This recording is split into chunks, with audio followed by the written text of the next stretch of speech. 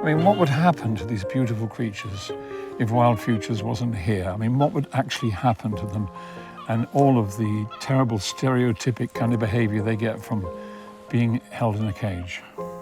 I mean, the situation would just get worse for them. Yeah. So, you know, for Mr. Monkey, you know, who knows, those behaviours could have got worse to the extent that he actually caused even more harm to himself, which could have then had a variety of different health conditions. He could have got infections. You know, we did have a monkey that ended up biting off his own tail because of of that trauma and things like that.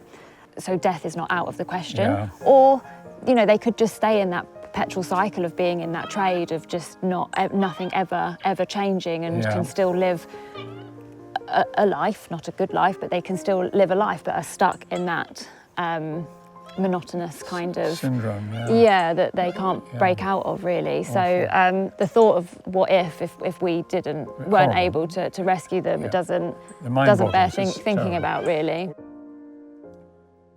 What is evident here is just how fantastic, how personal and individual the work you and your team do to better the lives of these wonderful, wonderful monkeys. And all of that, of course, costs an awful lot of money. And you find yourself now at a quite crucial time in your life here. The sanctuary's been here for about 60 years, and you're at a point where you are at the precipice where it may have to end.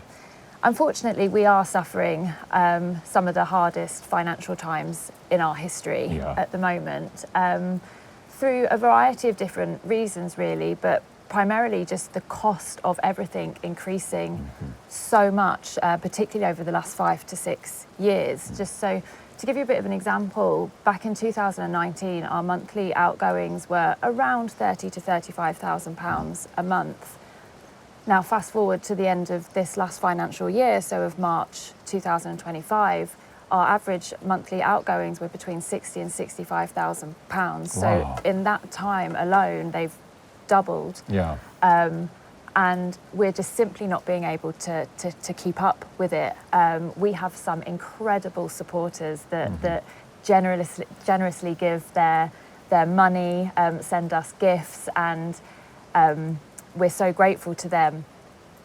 But that has also started just to drop off, because not only are, you know, for us and other charities struggling with the cost of living, so is everybody. So of course that's going to be reflected. Traditionally, this enclosure has always been for the woolly monkeys, because in the wild they're arboreal, so they would very rarely ever come down to ground. So the trees for their environment is really, really important, because they love to go up there, and one of their forms of locomotion is brachiation, so they like to swing as well. So it needed to be open top to give as much of that as close to natural habitat as we possibly can. So we use the sheeting around the edge because it just means that they can't grab onto it to be able to climb out. And we just have to make sure that the foliage inside and the trees around aren't growing either. Last year we had a couple of trees came down on enclosures, so sort of large jobs that need doing, that kind of go outside of our everyday thing. It just sort of all adds up, and it kind of came to the start of, well, the end of 2024 to the start of 2025, that it became very apparent that we are in trouble. The kind of work that you do, the detailed work, and because these monkeys, having been kept as pets, come to you with all kinds of both physical and psychiatric problems that you have to deal with, is that right? Exactly, yeah. So each monkey is different, and they require a whole host of different needs, really. We have monkeys that suffer with diabetes, with heart conditions, with chronic pain, with arthritis, all of which needs to be managed particularly well for that individual. And even if two individuals suffer with the same conditions, psychologically and also their personalities are different. So we have to manage and adapt to that as well. So the level of specialist skills that go into each individual monkey is really quite vast, phenomenal. really. So unfortunately, quite a lot of our rescued ex-pet primates suffer with both physical and psychological abnormal behaviours. So with Mr. Monkey in particular, one of the behaviours that he did when we first rescued him is that he would pick at his skin, and to the point where he was then actually, sorry to be quite graphic, but gouging out his flesh, basically. Making it and bleeding. Yes, and it would be very tricky to kind of break him out of that. He was very sort of focused in on it because, you know, we hypothesise that they're not quite sure how that they can deal with the trauma that they have faced. And if we were talking in human terms, that would be a diagnosis of a self-harming behaviour stemming from the trauma that they have faced. And how long did it take for you to transition away from that, and what did you do? So it does take quite a while, and for some of the monkeys, that behaviour will never go. They will still go back to that behaviour in environments where they are particularly stressed, which is why it's very important for us to keep everything very calm. Although, you know, we have been here 60 years, we've got a wealth of experience behind us that has been passed along with new people that are coming in. We still have more to learn as well, and that is all at the benefit for the monkeys that we care for.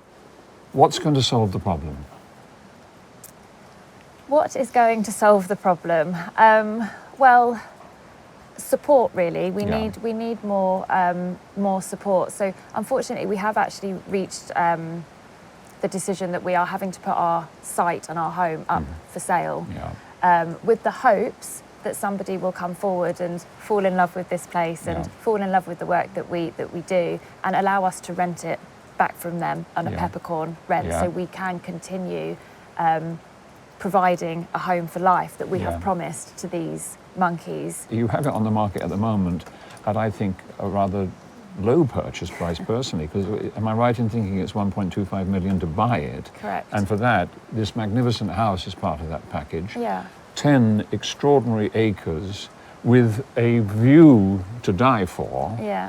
I mean, it's an incredible investment for somebody who doesn't want to capitalize on their investment immediately, and would give the great work you are doing here the kind of support it needs. We want to give the monkeys as close to natural environment as possible. Yeah. So having these big metal enclosures isn't natural for them. They can't exhibit natural behaviours such as scent marking.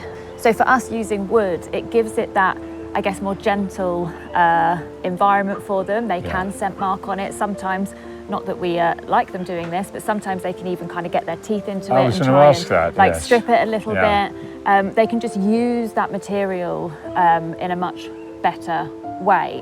It is more natural.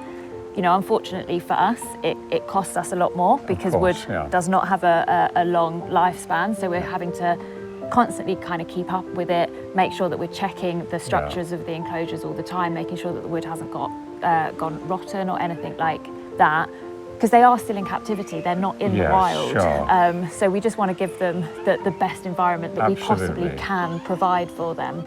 People may think, oh, there's no way that I can help because the problem is too big or it's too expensive. But actually, you know, people can really help by helping us with time, donating their hard-earned money to us. You know, their generosity is overwhelming. £10 a month, or you know, £20, £1,000 will all help us. Every little helps. Every little helps, and it really does. Anything that anybody can afford to give us to buy us more time. It is so important, the work that we do. These you know, these animals have come from truly horrendous backgrounds, and you know, as I may have mentioned, we have offered them a home for life, and the thought of breaking that promise to these monkeys is heartbreaking, and they need us. They need us to be here.